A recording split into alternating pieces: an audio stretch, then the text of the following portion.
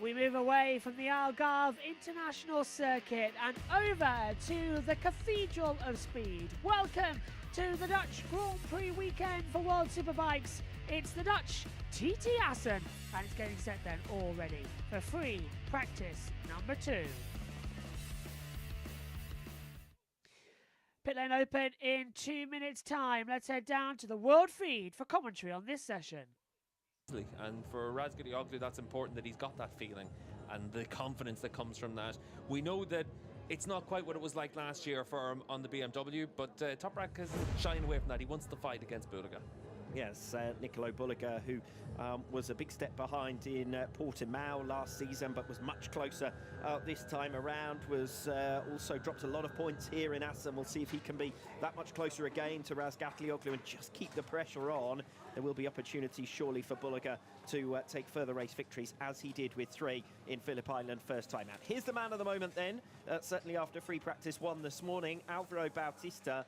And as I said at the top of the programme this morning, Bautista has had the podium pace, and when he's finished a race, he's been on the podium. The problem for him is he's only once been able to be in the top 2, and that's when this man Toprak Razgatlioglu had his race 2 retirement in Phillip Island. So the fact that he isn't beating Toprak and Bulliga, the fact that he's dropped points through 2 retirements means Bautista really would need to go on a winning spree to even be considered in contention. Yeah, already at this stage of the season, there's enough information to make it very clear that Bulliga is Ducati's title challenger and Bautista is a very successful number 2 rider right now, and until he's able to make that step up to take the fight to them for all 3 races in a weekend, that's the status quo at Ducati. Nicolo Bulliga then is your current World Championship leader, courtesy of the big margin gained in Phillip Island first time out with a hat-trick of victories, 3 second places in Portimao last time out, and looked steady this morning as well, 3rd fastest. And really, from Bulliga, we saw last time out, he didn't have the pace to match Toprak through free practice, through Superpole, and then suddenly, when we got underway with the races, the 2 of them were in a direct fight and more or less matching one another's pace. So nothing to be alarmed about for Bulliga either at this stage. Yeah, nothing at all, and I think for Bulliga, he'll certainly know that he's going to be competitive here this weekend at Assen. Last year, he had arm pump issues. This year, he seems much more settled on the bike and a lot more comfortable. Just saw Andrea Locatelli as we build up to this free practice 2 session, just a few seconds now until pit lane opens.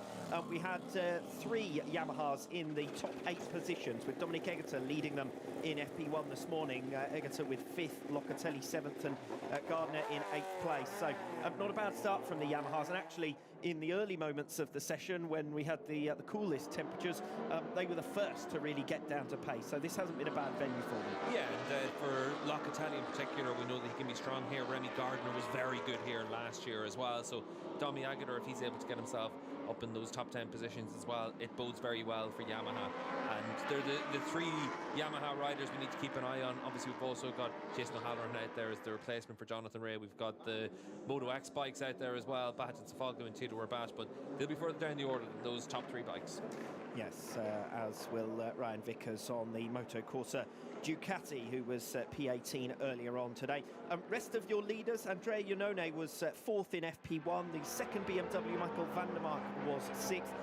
Danilo Petrucci in 9th, and Alex Lowe's rounding out your top 10. Still work to do as far as Bimota are concerned. Yeah, I think for Bimota, what we were able to see this morning was pretty impressive, actually, to be up inside the top 10. The team were pretty pleased with what they were able to do. Around about 9/10 of a second off the pace, but considering they've never been here with this bike, I think it was a good start to the weekend for them. Dominic Egerter, as I said, P5 earlier on today, and top Yamaha. Got about his business in 2025 in a steady fashion. Wasn't able to make the top 10 in any of the 3 races in Phillip Island. In fact, finished all 3 of them in 12th place. Had 2 top 10 finishes in the feature length races in Portimao, though. Part of that was the Ducati factor, because Ducati was so strong in round 1.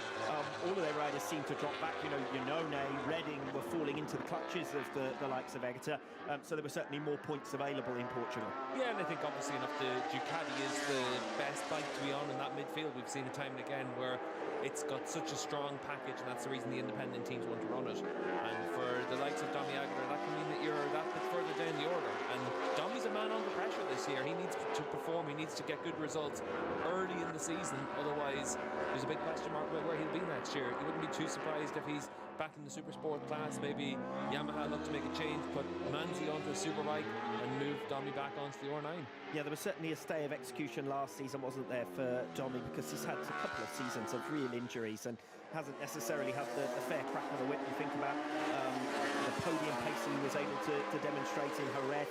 There are flashes of brilliance and some great Super Pole performances at times, but you feel he needs a real run to start getting things to click into gear on a regular basis. Yeah, exactly, and it's one of those situations where the stopwatch doesn't lie and 3 seasons don't lie either. If you've had injuries, there's factors that work against you, but a team can't build on those factors. They need to look at what's best for them, and that's where for Domi it's so important to be able to show that he can perform at a high level on the superbike. We've seen it at times, podium in a wreck at the end of his rookie season. Front row started as did weekend in Phillip Island, but if they're doing that on a consistent basis, otherwise Yamaha have to look elsewhere. Axel Bassani, the second of the BIM-motors, set a 1 minute 35.458 earlier on today, so a couple of tenths of a second down on teammate Alex Lowe. That's a fair reflection, I think, of roughly where we've been this season so far. First season for BIM-motor, Bassani has probably closed the gap to Alex Lowe, certainly on that first flying lap there, immediately faster than he went in FP1 earlier on today, 1 minute 34.758 for Bassani. But as far as Axel Bassani is concerned, he's been that much closer to Alex Lowe certainly than he was last season. Lowe's was very familiar with that Kawasaki package. Bassani had been racing for Moto Corsa for some time, but it's a more level playing field between the two of them at the start of this season. Yeah, and I think it was interesting that Phillip Island and the winter tests, we saw how strong Bassani was with that bike, but Portimao was a bit different, and obviously Lowe's qualifies at the back of the field after his crash in Superpole and then yellow flags, so we never saw his true pace in Portimao, but it looked like in terms of the raw speed there was a little bit of a gap between them, and that's where Bassani needs to make that step. But he's definitely a lot happier with the BIM-motor than he ever was with the Kawasaki. Plenty of riders actually improving on their flying laps, fastest flying laps from this morning's free practice 1 session. First flying lap of FP2, and Andrea Locatelli is your fastest man out there, 1 minute 34.669. He, Axel Bassani, Sam Lowes and Alex Lowes in the top 4 positions this afternoon, all faster than they went earlier on today. So Locatelli up to 4th on the combined times, Bassani up to 5th on the combined, Sam Lowes 7th, and Alex Lowes still in 10th position. Elsewhere, Xavi Vierge with a proper lapping, which is great news for him after his mechanical problems earlier on in FP1.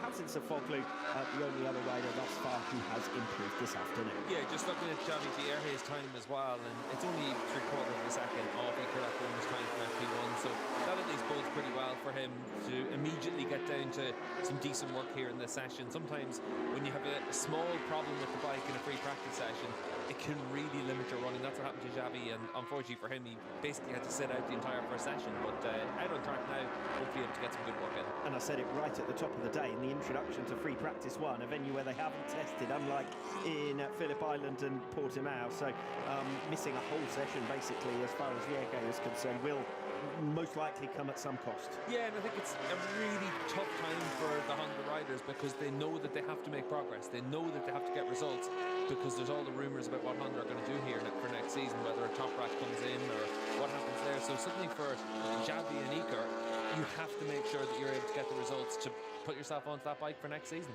You've brought that rumour up, so we've got to talk about it in a little bit more detail. The possibility of Toprak Razgatlioglu moving to Honda. Honda have had no success, frankly. Try whatever they've done, a couple of experienced riders, then they've gone to relative rookies, at least in World SBK terms. That hasn't really paid dividends. They've had some good weekends, but never with any consistency and you know, only an occasional podium. We've seen for BMW what acquiring Toprak Razgatlioglu can do. Is that where they go, do you know what, we don't know what else to do at this point. Toprak has been such an answer for BMW, and that's what we'll go for. Are they, you know, is that really something that's likely on the cards now?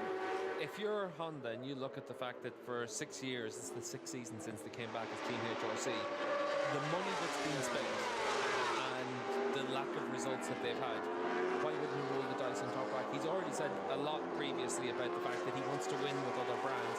He said it last year in his championship winning press conference in in front of everyone from BMW. He said, "I'd love to win on another bike." And BMW were obviously then thinking, "Oh, let's get a contract sorted as soon as we can."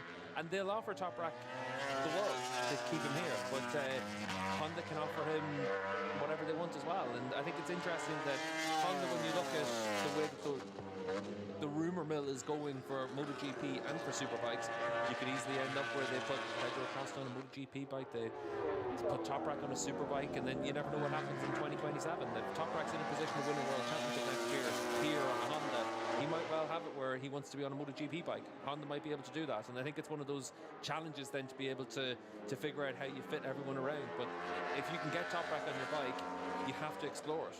There's a bit of dust there or something through turn one as well as Bautista looks over his shoulder. So we'll wait and see if there's anything that's happened down there at turn one. But for Honda, they have to explore all those options. Otherwise, it's they're not doing their due diligence. Well, there's your answer, Steve. It's Ryan Vickers who's come to grief, and unfortunately for him, he's had a fair few incidents at the start of his rookie World SBK campaign, and you never want to be touching the barriers. Turn one incident there for Ryan Vickers in the opening 10 minutes of this free practice too. Yeah, hopefully not a lot of damage done in that one there. It was mostly Ryan bearing the brunt of that, but yeah, he's had some big ones. Obviously, the Portimao crash was as big as the get, and for Ryan, he just needs to be able to get the miles in. It's 7 years since he was here in Assen on a BSB bike, so he's had to relearn the track. I had a quick chat with him just before coming up to the commentary box for the Super Bowl session for 300s, and he was saying it's good to be back at Assen. It's a fun circuit. Just got to keep building all the way through the weekend. Yeah, just wanted to go back to Toprak. You've said it's the right move for Honda, and I don't think there's any doubt about that. It's worth giving it a go.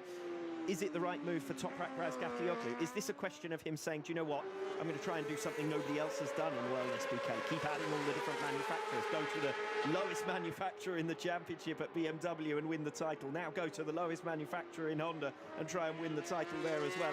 Is that his path towards cementing his legacy? Not least, of course, because BMW was also the best financial package, and now we know the might of Honda. That could be the best place to go from a fiscal point of view as well, potentially. Yeah, I think for Toprak, obviously, like all riders, money matters, but more for Toprak, it's about respect. And Toprak has been disrespected a few times in the past, and he's held it against his employers. He held it against Kawasaki, he held it against Yamaha, and he left to go to BMW. And I think it's one of those situations where for Razgatlioglu, he's always said in the past, MotoGP doesn't interest me that much. It's about winning here in Superbikes, being a Superbike legend.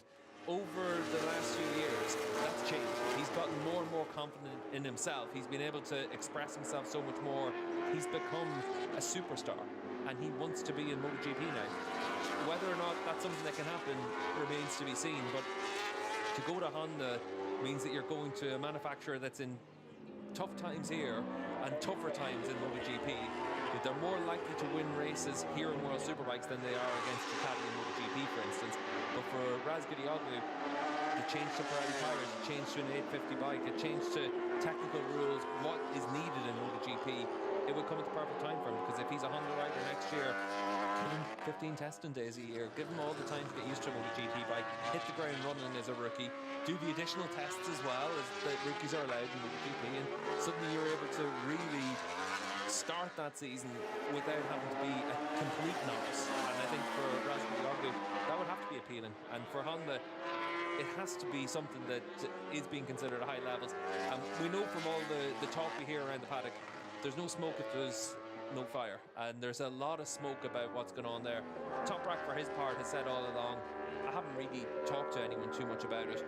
Keenan has said the same, his manager, and Toprak and Safoglu are two very matter-of-fact people. If you ask them a very straightforward, direct question, they won't look you in the eye and lie to you.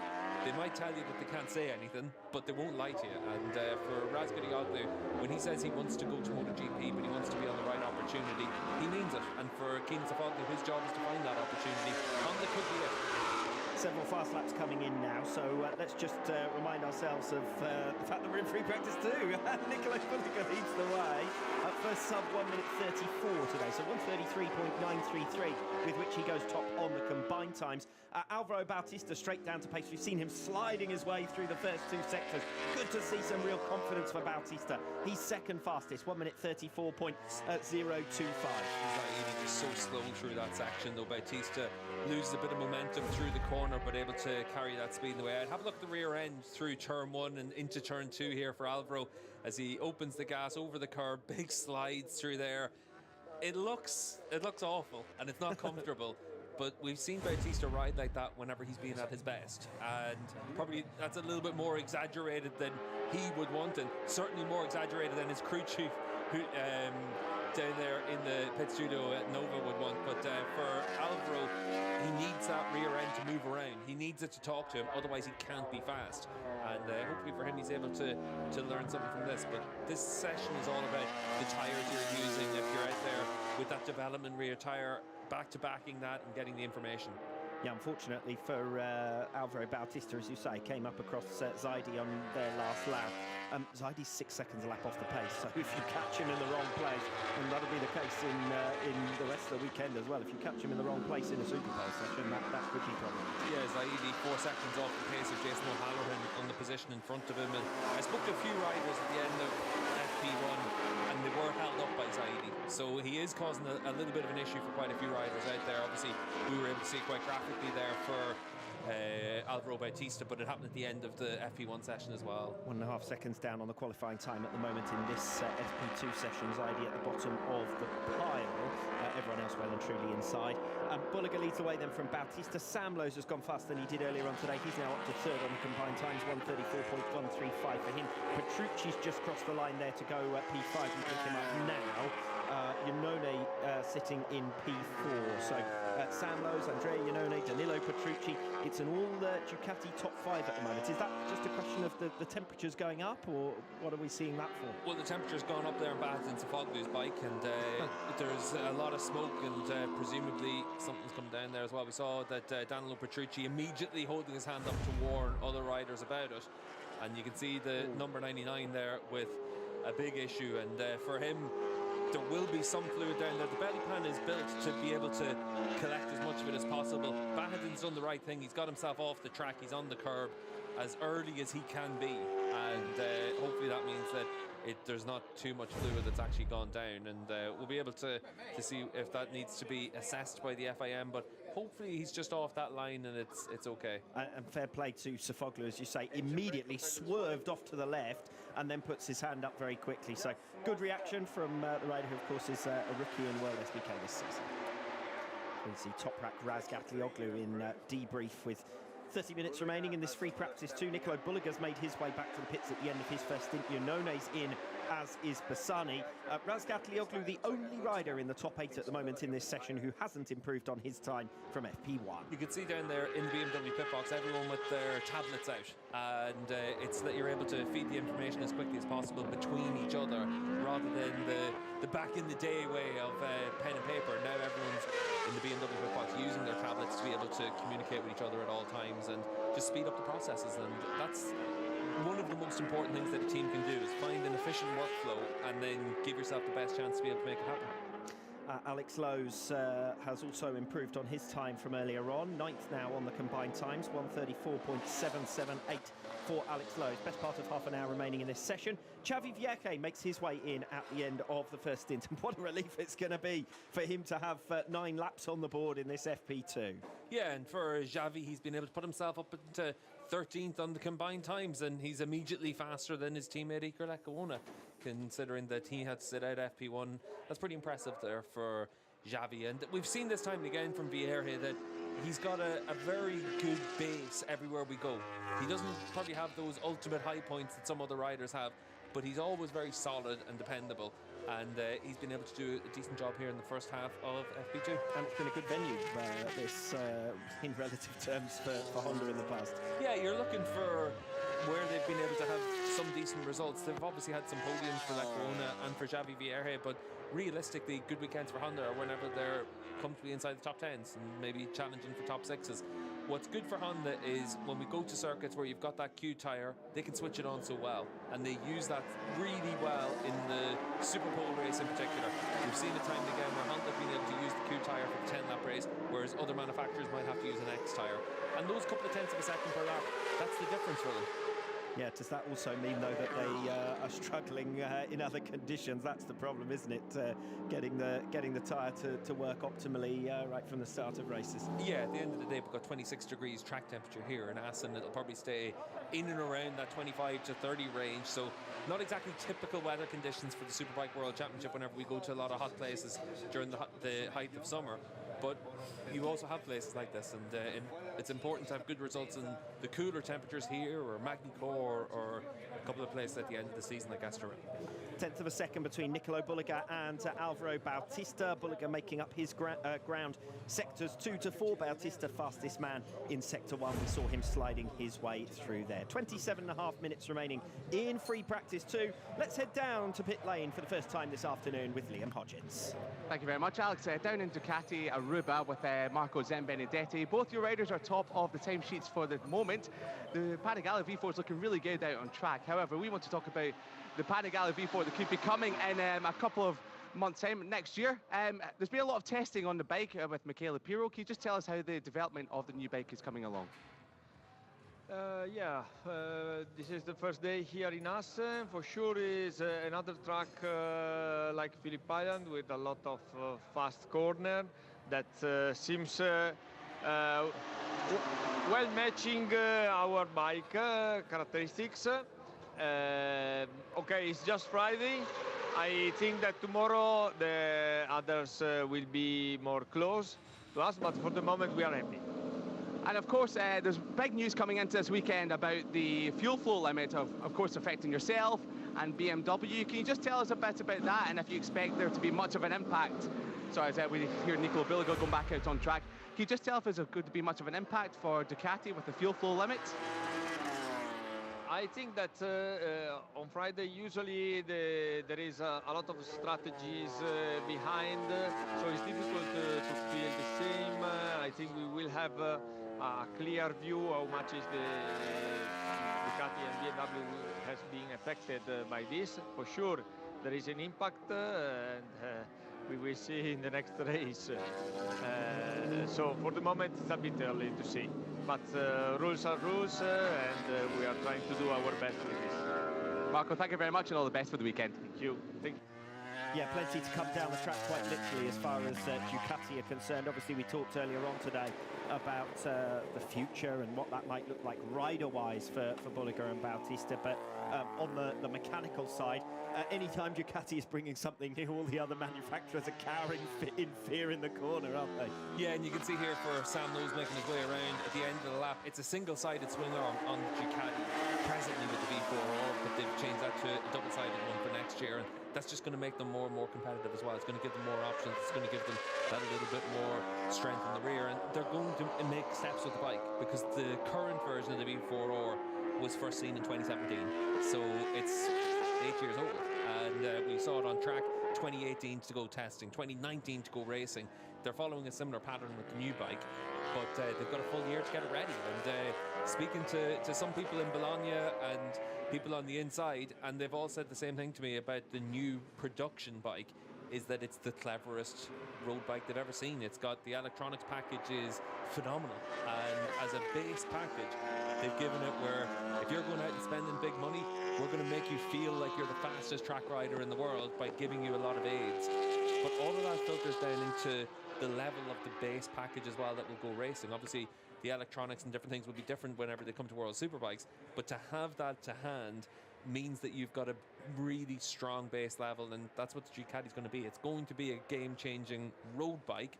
Whether it's a game-changing race bike remains to be seen. They're getting a commission from their marketing and sales department after that pitch. I want to go out and get one. Reality. You don't have the money for it now. I wanted to ask you what you touched on it slightly, but what their plan for that development looks like. Obviously, we know they've got a test rider in Pirro.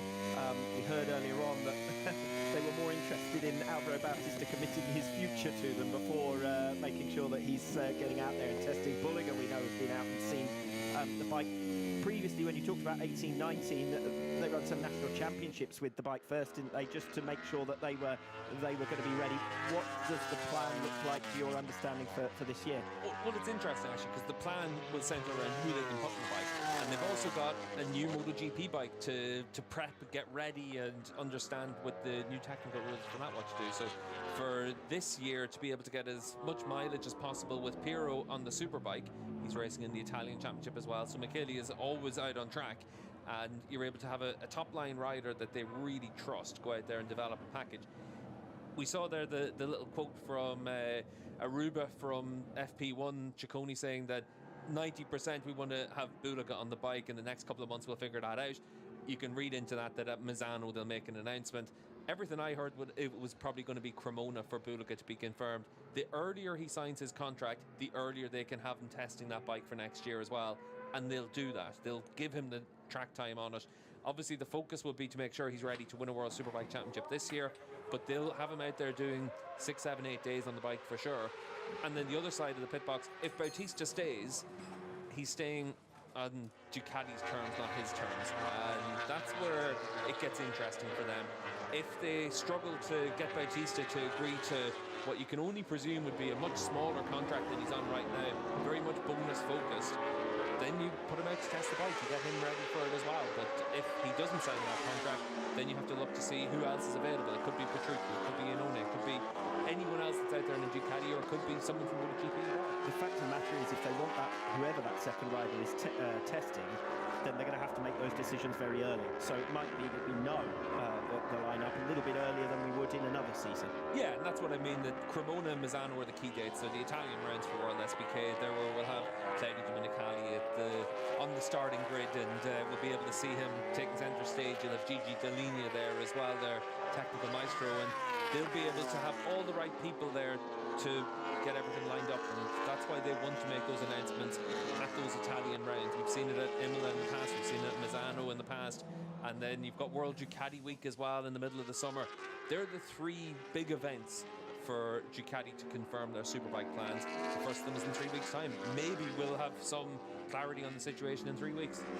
Slight lull in the action. Toprak Razgatlioglu is still out there at the moment and setting strongish lap times. Good first sector on this latest lap from Razgatlioglu. He's 8th fastest at the moment in this session. Wonder what his tyre plan looks like in this session, and on this particular lap it looks like it's going to be a significant improvement. So Razgatlioglu getting up to pace, or down to pace now in free practice too. Yeah, we saw Toprak leading the pits just a couple of laps ago, so you'd imagine that for him he's out there with a new X tyre now. We're halfway through this session, and if it's got an all black rear tyre, it'll be the new X tyre. If there's a red flash, he's out there on the tyre that we've seen used over the years as well. So we'll just keep an eye on that. Usually it's on the left-hand side of the tyre where you'd see that red flash. Well, straight into within 1.5 tenths of a second of Nicolo Bulliga's fastest time. You can see Phil there, crew chief, just writing down the lap times there for Toprak. So they'll break it down sector by sector. They'll have that in their lap chart as always, and then you're able to see how consistent you are. And it's one of the interesting things when you talk to riders after a session. Obviously we get to debrief with them in their media debrief, but whenever you chat to them after that as well, you get a little insight into how they prepare. And some riders look for their overall lap time. What's my consistency like? They go straight to that page, the pace page, that they're able to see how they do. And then from that, they then look at individual sectors. What am I actually doing? Am I consistent in each of the 4 sectors? Or are my lap times consistent, but I'm up in one sector and one lap down in the next? I'm all here, there, and everywhere. Or am I consistent? If you're consistent in each of the sections of the racetrack and every lap, then you'll feel really good about the pace you have. And sometimes you look at it and you say, we might have good pace, but we don't have good speed. And that's where you then need to make that change to find a little bit more lap time. But that's how teams and riders break it down. Well, Razgatlioglu finding more lap time with this latest effort, quarter of a second up after sector 1. He's lost ground in the middle 2 sectors, where of course Nicolo Bulliga, remember, has been fastest of anyone in sectors 2, 3 and 4 in this FP2 this afternoon. See if Toprak can hold on through the final sector as they just avoid the green paint perilously off the final bend. Razgatlioglu crosses the line. It's identical time to Nicolo Bulliga's for joint P1. It is Bulliga who leads the way still in the session. So Razgatlioglu with an exact match of Bulliger's time, just when you thought it couldn't get any closer than we had in the 3 races in Portimao a fortnight ago. Yeah, and interesting for Toprak, a lot faster in Sector 1, and then Bulliger, like we saw earlier on whenever the lap times were broken down, Sector 2, 3 and 4, that's where Bulliger's setting the pace, and he found a quarter of a second in Toprak in those seconds. So good to be able to see that everything's pretty close, and even when you look at the overall lap times, we've got half a second between first and 8th. Then you've got Alex Lowe's and Remy Gardner within a second. Michael van der Mark, though, needs to find a little bit of something. He's the only rider in the top 18 that hasn't improved his time from this morning. Domi Aguilar is the same down in 19th spot as well. But for van der Mark, he's out on track now. Probably with a new tyre, should be able to see him make a step forward. But I had a quick chat to Sean Moore, his team manager, after FP1. And Sean, I was more interested in Mikey for this weekend because of the Dutch round. And I was asking him how Mikey was faring, and he said top 6 in FP1 was okay, but he needs to make a big step. There's more to find for Mikey around here, and as it is right now, Van der Mark 11th fastest in this session, and certainly there is a little bit more to find for him, but out there on track, new tyre and a personal best in sector 1. You can see that from the timing tower on the left hand side of the screen, the orange sectors being a personal best. Just wanted to go back to the sector times, because you talked about riders dialing into the areas of the track where they know they're losing most time. Much as Toprak's first sector is strong, and we'd expect that to be the case, heavy braking into turn 1, etc., etc. For Nicolo Bulliger, that first sector is obviously a weakness because Bautista was faster than him. We saw that when in the early minutes of the session. Razgatlioglu's made up a quarter of a second in that sector 1. And it is that opening sector that has a very different characteristic to the rest of the circuit. This is the new layout, as it were, the shortened loop, northern loop, through turns 1 to 5, the slowest corner on the circuit, before the track then opens out, coming off that turn 5 and down the fastest areas of the venue. So at the moment, that's where Bulliger's losing his time. I think it's interesting as well, though, in that first sector, he's losing time, obviously, to Toprak, also to his teammate Bautista, like you said, but also Danilo Petrucci faster than him as well, and it's one thing for Bautista to have that little bit of an edge, you know, that they walk their bikes in very different ways, but for Petrucci, even though the lap time isn't quite there for Petrucci now compared to Bulliger, he's about 3/10 of a second off the pace, but in that first sector he's got a couple of tenths of a second. Is there a possible element of maybe sacrificing that turn 5 a little bit to give yourself a run then through the fast portion of the circuit? I know when the new layout was made here in Assen, one of the big things from the circuit designers was to create various different lines through that turn 5. Is that potentially something, or is it literally just the characteristics of man and machine and gearing and so on? I think it's just how he's approaching that section, because lap after lap he's in and around that 31.1, 31.0, so he's just got that pace in there, whereas Toprak, again, last time around was a 10th of a second faster in that first sector. Here is this first sector, and we get an indication of how it tightens up through here. It's tightening up all the way, but look at the camber as well through here. It's a very unusual section of racetrack compared to anywhere else we go. Even with the onboard camera, you can see how banked it is through these corners and then down in towards turn 5, the dead slow left-hand turn at the hairpin, and then you exit that onto the back straight. Bulliger gets a really good pickup out of there to set up his speed down the back straight. But for Razgatlioglu, it's a different set of circumstances. He's very good in that first sector. Toprak is good in fast corners, but he's amazing in those slow corners, and that's why that first sector probably plays into his strengths a little bit.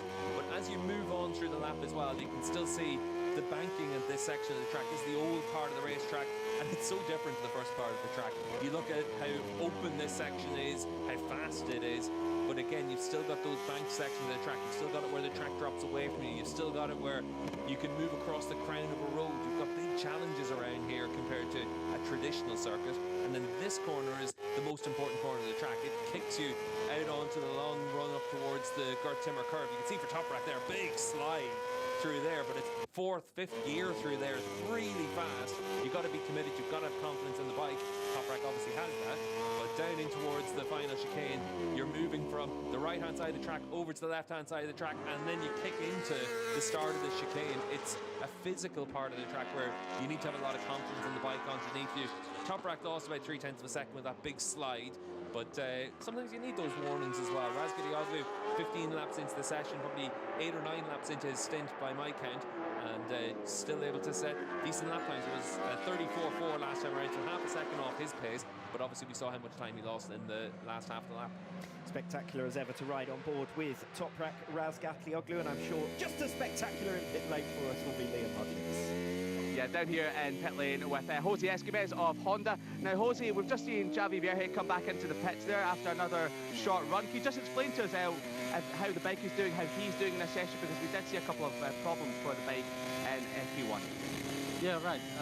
In the morning, we found out there were some electronic issues that we have tried to solve during the session. We couldn't at that time, and bike now is running well, and now he's trying to get his pace and doing the setup, because we have lost a lot of time this morning during FP1. Can you just explain to us the run plan for this afternoon, because obviously you did lose a lot of time in the afternoon. Was it just all about long runs, or was it short bursts? Well, there is no shortcuts on this kind of situation, so actually we have to do what we have planned in the morning, trying to tight a bit the planning. He's getting better on this second session, and he needs to do quickly the setup. So far it's not that bad at all, and we need to just try to move on. And of course, talking of off-track stuff, there's been a lot of rumours within the last time we'd seen you in Portimao of potentially Toprak joining Honda, maybe for a year or 2 years, potentially MotoGP involved later on. Can you just explain to us or tell us if there's any talks with Toprak and any further advancements?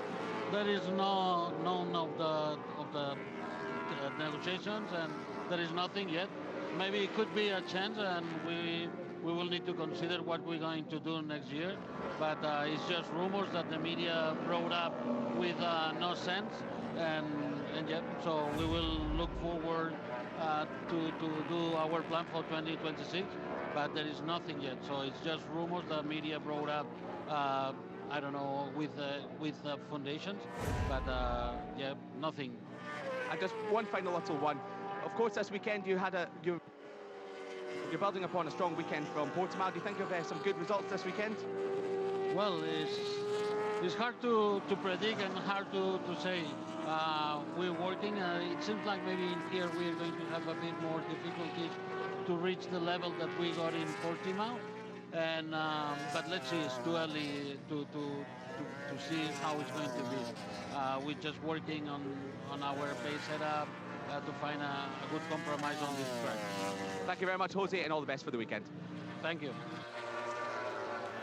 So we'll see on the rumours for the future, and yeah, we'll keep an eye on that as we continue. It's certainly, I think it makes a lot of sense for both parties. We'll see if it does pan out. I think we've covered enough ground on that one. 11 minutes remaining in free practice 2. Nicolo Bulliger it is who leads the way. 0.2 of a second between him, Razgatlioglu and Bautista. That promises a lot for the weekend to come.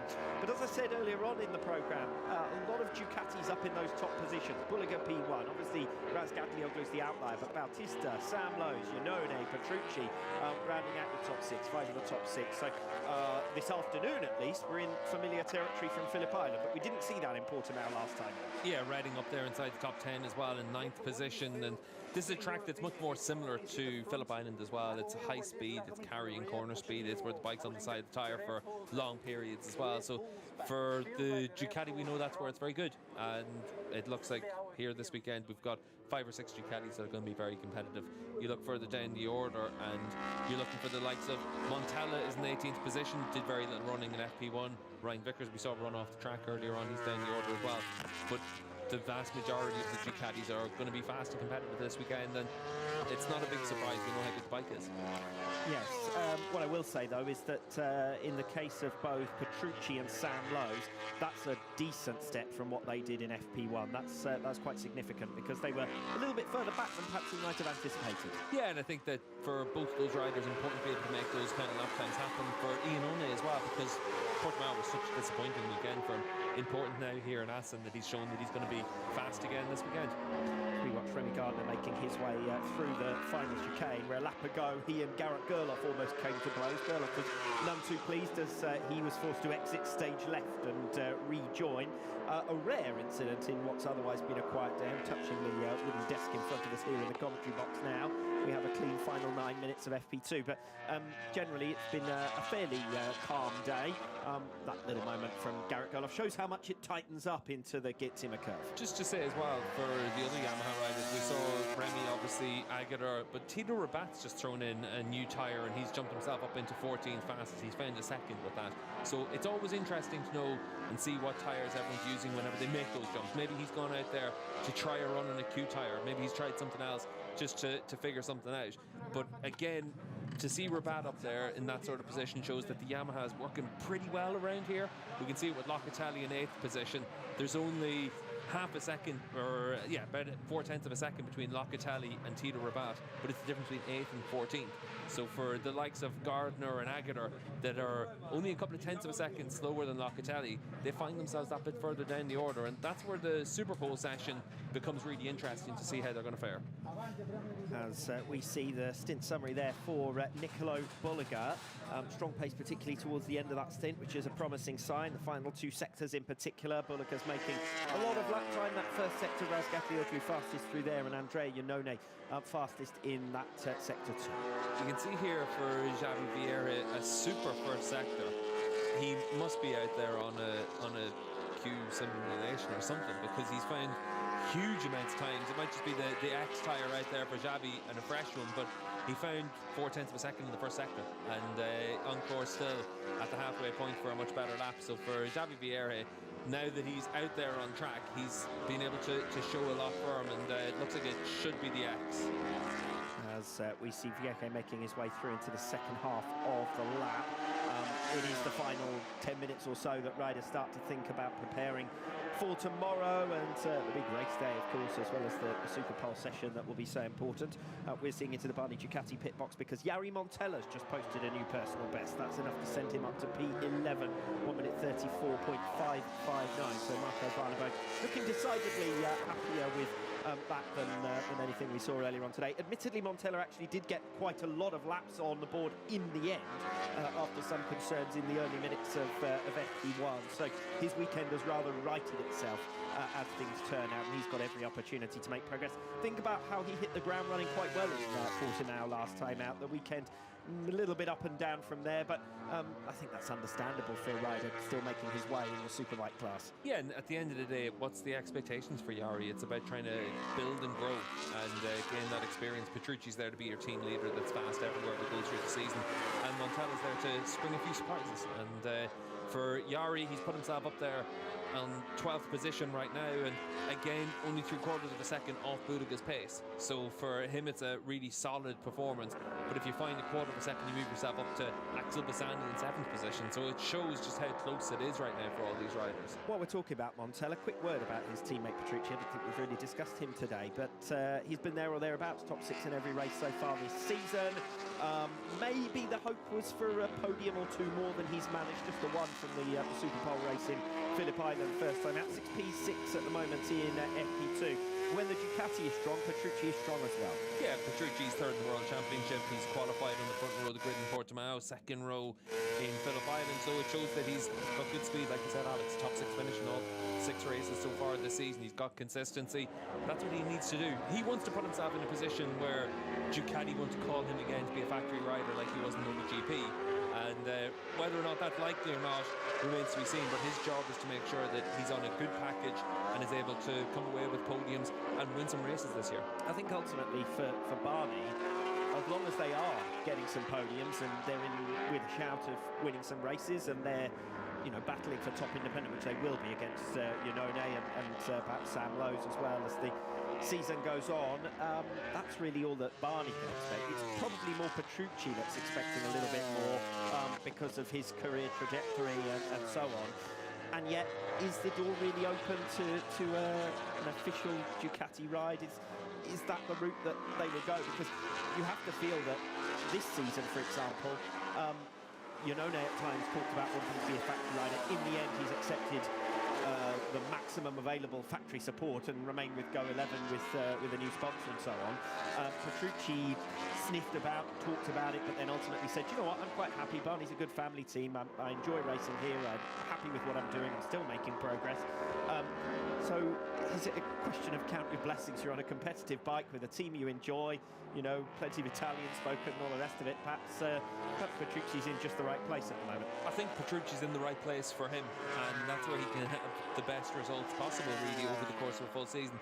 Maybe you have some higher performances at different rounds if you're on the Aruba bike, but is he going to perform that much better if he jumps onto the factory seat? Probably not. So for Ducati, they can be very happy that they've got a very popular rider, an Italian rider, on their bike, running for the team that they've supported for a long time, the team that actually runs their Italian championship machine as well. So for Petrucci, he's probably where he needs to be to have the best results he can have.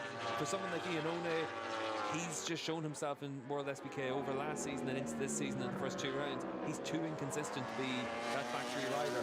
He's come in, he's tried to make himself bigger than the Go 11 team as well, and they've let him do that. So for Iannone, is he the factory Ducati rider? I don't think so. I think that they've got Bulliga there to win a championship. Does Iannone help them win championships? Probably not.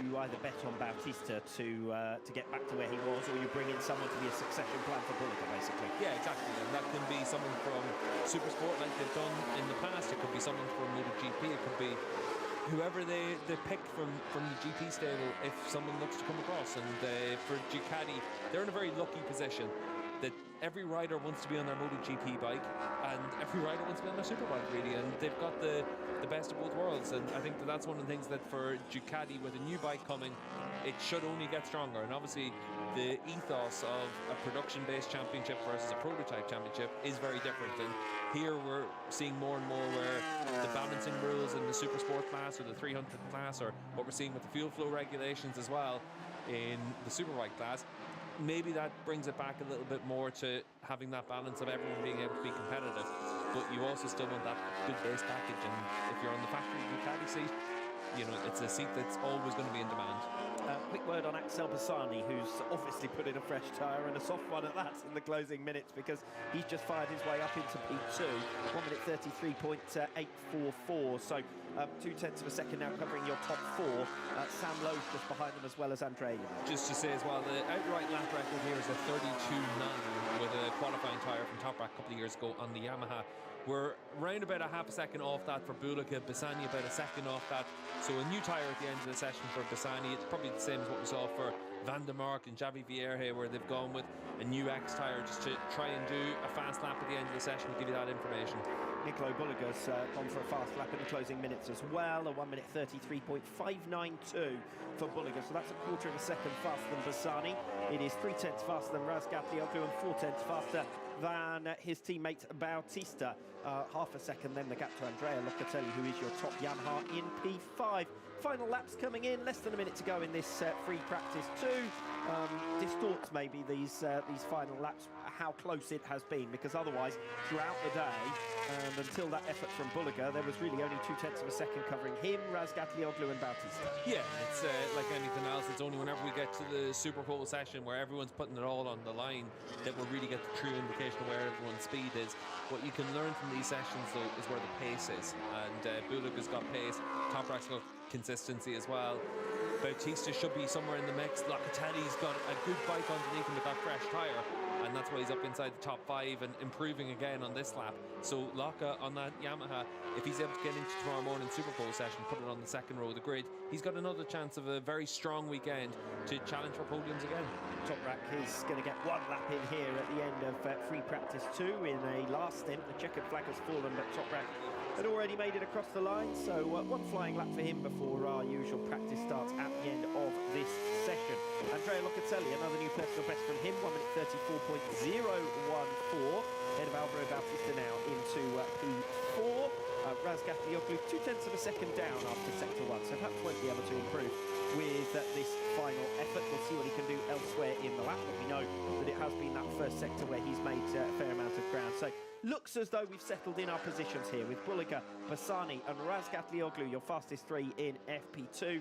Locatelli just behind with Alvaro Bautista, and the top five all covered by half a second. Sam Lothar's up there after Sector 2, but he's lost ground now in Sector 3. The lap's gone away from him. Andrea Iannone sees the checkered flag, 134.8 on his final lap, so he fails to improve and remains P7.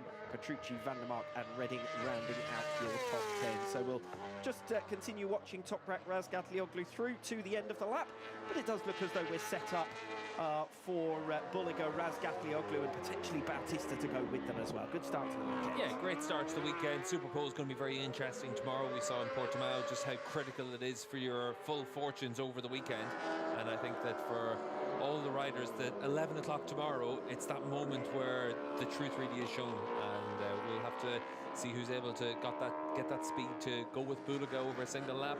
If Bassani's able to back up this kind of pace with a Q tyre, obviously a big gap between him and Alex Lowe's down in 14th, around about 3/4 of a second. So it's interesting that the Motas seem to be on very different programs today. So, checkered flag falls and the session is complete. Jari Montella, I understand, ran off the circuit on his final lap, which will be why we're seeing him, and here is exactly what happened. Yeah, just at the end of the lap there, very easy to have that where you just duck into the left-hander at 15 and just realise that you're a little bit too hot or you're a bit offline. You have to stand it up. And for Montella, he's done well to be able to get away with that one without having a crash, because we've seen plenty of bikes try and tip into that corner and have big crashes. Yeah, thankfully for Jari Montella, he can make his way back to the pits unscathed. So as ever, at the end of free practice 2, let's go through our 3-2-1. Razgatlioglu third fastest, and for Toprak, a 1 minute 33.911. Your top three all into the 1 minute 33s. Razgatlioglu is your lap record holder here in Assen, dating back to 2022. Late single lap effort from Axel Bassani, P2 for him, a 1 minute 33.844 as they rumble past our commentary box and back into pit lane. Bassani 1/4 of a second down on the outright fastest man, Nicolo Buliga, 133.592 from Buliga. And ultimately, it was only one sector in which Buliga was the fastest of anyone, and that was Sector 3. Yeah, and for Buliga, we were able to see that he's fast in each section and able to get a lot out of that package. And here in Assen, it's such a short lap. It's just over 4 kilometres, but more than anything, it's a 1.5 minutes. So if you're consistent across all 3 sectors, then you give yourself that chance to be able to come away with fast lap times. It's interesting that Buliga could do that. I was quite interested in Locatelli at the end of the session as well. Locke put in a really good lap right at the end. He had 4 personal best sectors. He was able to show that he could bring it all together, and that's the important thing for the riders. Can you put all of your laps together? Nico Buliga, the fastest man then. We catch up with him. And every single rider was able to improve on their times from FP1. So your combined times are the same as these results. In FP2, Nicolo Buliga fastest ahead of Axel Bassani and Toprak Razgatlioglu. 3 different manufacturers in the top 3, and in fact 4 different manufacturers in your top 4, because next best is Andrea Locatelli, your lead Yamaha. Ducati's led for much of the session though. They finished with Bautista P5, Sam Lowe's, Andrea Iannone, Danilo Petrucci in P8. Rounding out your top 10, Michael van der Mark and Scott Redding, with Jari Montella surviving that last lap off-track excursion just behind in P11.